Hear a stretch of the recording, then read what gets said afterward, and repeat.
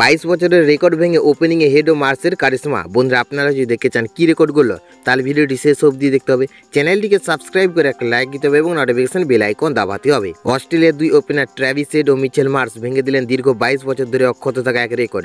দক্ষিণ আফ্রিকার বিপক্ষে ওয়ানডেতে সর্বোচ্চ উদ্বোধনী জুটির নতুন ইতিহাস গড়েছে তারা।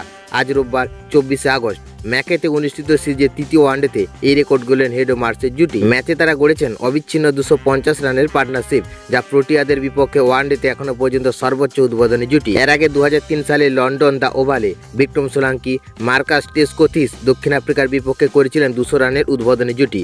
তবে হেড ও মার্সের ব্যাটে সেই রেকর্ড ভেঙে যায়। অস্ট্রেলিয়ার ঘরের মাঠে এটি মাত্র চতুর্থবারের মতো 200 রানের উপর উদ্বোধনী জুটি।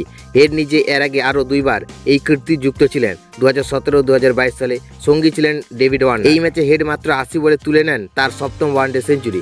শেষ পর্যন্ত 103 বলে 17টি চার এবং 5টি ছক্কার সাহায্যে 142 রানের দুর্দান্ত ইনিংস খেলেন তিনি।